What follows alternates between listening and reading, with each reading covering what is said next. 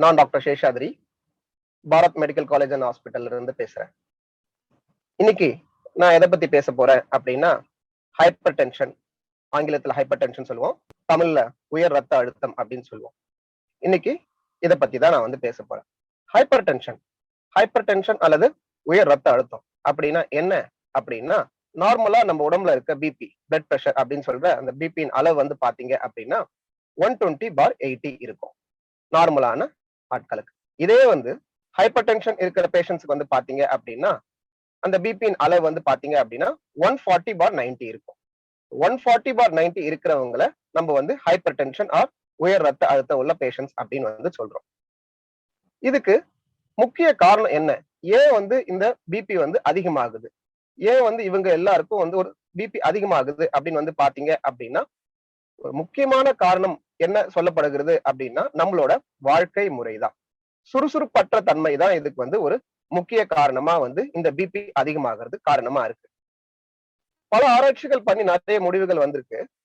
அதுல என்ன சொல்றாங்க அப்படின்னா, நம்ம நாட்டுல இந்தியால 51% ஆண்கள், 41% பெண்கள் இவங்களுக்கு தனக்கு ஹைப்பர் டென்ஷன் இருக்குன்னு தெரியாமையே வந்து வாழ்ந்துட்டு இருக்காங்க. இன்னொரு ஆராய்ச்சியில என்ன சொல்றாங்க அப்படின்னா, 62% ஆண்கள், 53% பெண்களுக்கு தனக்கு ஹைப்பர் டென்ஷன் இருக்குன்னு தெரிஞ்சும் ஆனா வந்து அதுக்கு வந்து ட்ரீட்மெண்ட் பார்க்காம இருக்காங்க. சுருக்கமா சொல்லணும் அப்படின்னா, 50% மக்களுக்கு வந்து தனக்கு ஹைப்பர் டென்ஷன் இருக்குன்னு தெரியாம வாழ்ந்துட்டு இருக்காங்க. அப்படியே அவங்களுக்கு அது தெரிஞ்சிருந்தாலும் 50% மக்கள் மட்டும்தான் வந்து மருத்துவ உதவியை நாடி வராங்களே தவிர, மித்தம் இருக்க 50% மக்கள் வந்து மருத்துவ உதவியை நாடி வருவதில்லை. இதுக்கு என்ன காரணம் அப்படின்னு பாத்தீங்க அப்படின்னா, பொதுவா வந்து லேசான பிபி அதிகமாகும் போது வந்து யாருக்கும் எந்த தொந்தரவும் இருக்கிறது இல்ல. ரொம்ப நாள் அந்த பிபி அதிகமா இருந்து அதுக்கு வந்து நம்ம மருத்துவ ட்ரீட்மெண்ட் பார்க்காம இருக்கிறதுனாலயும், இல்ல ரொம்ப பிபி அதிகமாகும் போது பிரச்சனைகள் வரும்போதுதான் வந்து மக்கள் வந்து மருத்துவரையும் மருத்துவமனையும் நாடி வராங்க. இதனாலதான் வந்து யாரும் வந்து மாத்திரைகள் உட்கொள்வதில்லை. சரி, இந்த லேசான பிபி அதிகமா இருக்கு, இப்போ 120 140 தானே சார் போகுது, இதுக்கு நான் ஏன் ட்ரீட்மெண்ட் எடுக்கணும், எனக்கு எந்த தொந்தரவும் தான் இல்லையே, இப்ப இதுக்கு என்ன ஏன் ட்ரீட்மெண்ட் எடுக்க சொல்றீங்க அப்படின்னு பாத்தீங்க அப்படின்னா, ஒரு நாள் 2 நாள் இந்த பிபி அதிகமா இருந்தா பரவாயில்ல.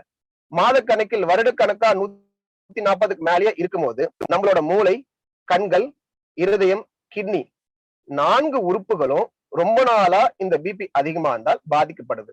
அதனால கட்டாயம் நம்மளோட பிபியை வந்து நம்ம குறைச்சி அந்த அளவுல வச்சுக்கணும். சரி, இப்ப நம்ம பிபியை எப்படி குறைக்கலாம் அப்படின்றத வந்து பார்க்கலாம். இந்த பிபியை குறைக்கிறது வந்து ஒண்ணு, நான் ஏற்கனவே சொன்ன மாதிரி இதுக்கு ஒரு முக்கிய காரணம் நாம் வாழும் வாழ்க்கை முறை. இந்த வாழ்க்கை முறையை வந்து மாற்றி அமைப்பதன் மூலம் நம்ம பிபியை குறைக்கலாம். அடுத்தது மாத்திரைகள் உட்கொள்வது. இன்னைக்கு நான் எதை பத்தி சொல்ல போறேன் அப்படின்னா, நம்மளோட வாழ்க்கை முறையை எப்படி மாற்றி அமைச்சு பிபியை குறைக்கலாம் அப்படின்றது சொல்றேன். நான் ஏற்கனவே சொன்னது வந்து சுறுசுறுப்பற்ற தன்மை, சுறுசுறுப்பு இல்லாததுதான் வந்து இதுக்கு ஒரு முக்கிய காரணம், இந்த பிபி அதிகமாகிறது காரணம் அப்படின்னு. என்ன பண்ணலாம் அப்படின்னு வந்து பாத்தீங்க அப்படின்னா, 2 விதமா வந்து நம்ம வந்து நம்மளோட வாழ்க்கை முறையை மாற்றி வந்து பிபியை குறைக்கலாம். ஒண்ணு, நாம் எடுக்கும் உணவில் சில மாற்றங்கள் செய்து பிபியை குறைக்கலாம். இன்னொன்னு, உடற்பயிற்சி செய்வது. நாம் எடுக்கும் உணவு, முதல்ல நாம் எடுக்கும் உணவுல என்ன மாதிரி மாற்றங்கள் பண்ணலாம் அப்படின்றத சொல்றேன்.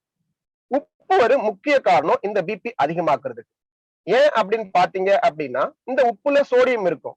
நாம் சோடியம் அதிகமா எடுக்கும் போது பிபி அதிகமாகுது. சராசரியா நம்ம நாட்டுல, இந்தியால ஒரு நபர் ஒரு நாளைக்கு 11 கிராம் உப்பு எடுக்கிறாரு. ஆனால் நமக்கு என்ன தேவை அப்படின்னு வந்து பாத்தீங்க அப்படின்னா 2 கிராம் உப்பே போதுமானது. அப்ப பாத்தீங்க அப்படின்னா 5 மடங்கு அதிகமான உப்பை ஒரு நாளைக்கு ஒரு நபர் வந்து உட்கொள்றாரு. அப்ப என்ன ஆகும்? அதிகமான உப்பு எடுக்கும் போது அதிகமான சோடியம் நம்ம உடம்புக்குள்ள போகுது. அதிகமான சோடியம் உடம்புக்குள்ள போறதுனால பிபி அதிகமாகுது. WHO, உலக சுகாதார மையம் என்ன சொல்றாங்க அப்படின்னா, 5 கிராம் மட்டுமே நம்ம உப்பு எடுக்கணும், அதுக்கு மேல நம்ம உப்பு எடுக்க கூடாது அப்படின்றாங்க. சரி, இந்த 5 கிராம் உப்பு நம்ம எப்படி எடுக்கலாம் அப்படின்னு வந்து பாத்தீங்க அப்படின்னா, 1 டேபிள் ஸ்பூன் உப்பு வந்து அதோட அளவு வந்து 5 கிராம் தான் வரும். அப்போ இந்த 1 டேபிள் ஸ்பூன் உப்பு ஒரு நாளைக்கு காலை, மதியம், இரவு இந்த 3 வேளையும் நம்ம எடுக்கும் உணவுகள்ல எல்லாத்தையும் சேர்த்தே நம்ம ஒரு நாளைக்கு ஒரு நபர் 1 டேபிள் ஸ்பூன் உப்பு மட்டும்தான் எடுக்கணும். அதுக்கு மேல நம்ம வந்து எடுக்க கூடாது. இது ஒண்ணு. இரண்டாவது, உப்பு அதிகமா இருக்க உணவுகள். உதாரணத்துக்கு அப்பளம், ஊறுகாய், சிப்ஸ், மோர் மிளகா, வத்தல், கருவோடு இந்த மாதிரி உப்பு அதிகமா இருக்கிற உணவுகளை நம்ம எடுக்க கூடாது. உப்பை குறைப்பதன் மூலமா நம்மளோட பிபி அளவு வந்து குறையும். அடுத்தது உடற்பயிற்சிக்கு போவோம். உடற்பயிற்சி நம்மள பெரும்பாலானோர் யாருமே உடற்பயிற்சி செய்வதில்லை.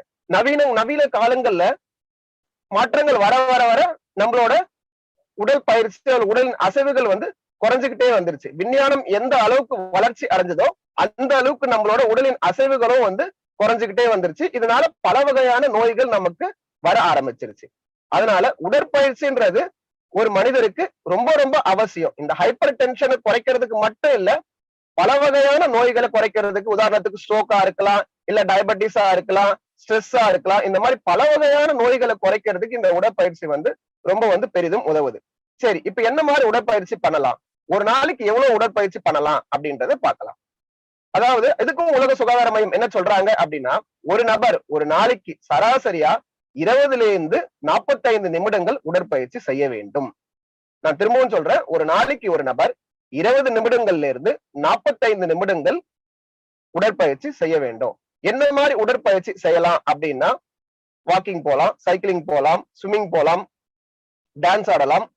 இந்த மாதிரி ஏதோ ஒரு உடற்பயிற்சி ஒரு நாளைக்கு குறைந்தபட்சம் 20 to 45 நிமிடம் ஆச்சு நம்ம கண்டிப்பா செய்யணும்.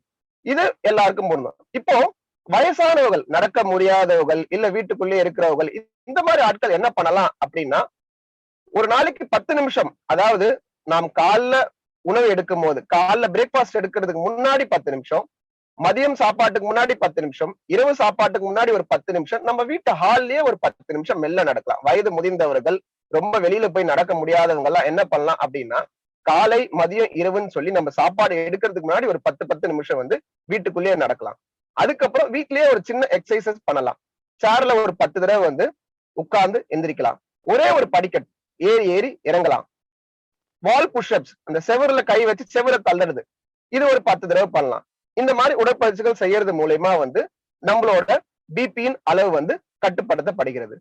இப்போ இது இந்த முதல்ல ஒரு மருத்துவரை நீங்க வந்து ஒரு பிபி அதிகமா இருக்கு அப்படின்னு வந்து அவர் முதல்ல நீங்க வந்து டயக்னோஸ் பண்றாரு அப்படின்னா, அவர் கொடுக்கும் அறிவுரை வந்து உடற்பயிற்சியும் உப்போட அளவு வந்து கட்டுப்பாடா எடுங்க அப்படின்றதுதான். இதை வந்து தொடர்ந்து நம்ம 3 to 6 மாதம் வந்து பின்பற்றணும். இந்த 3 to 6 மாதங்கள் வரைக்கும் இந்த உடற்பயிற்சியோ இல்ல இந்த உப்பின் அளவை வந்து கட்டுப்பாடா எடுக்கும் போது இந்த பிபியின் அளவு குறையாத பட்சத்தில் அந்த மருத்துவர் உங்களுக்கு வந்து மாத்திரைகளை பரிந்துரைப்பார்.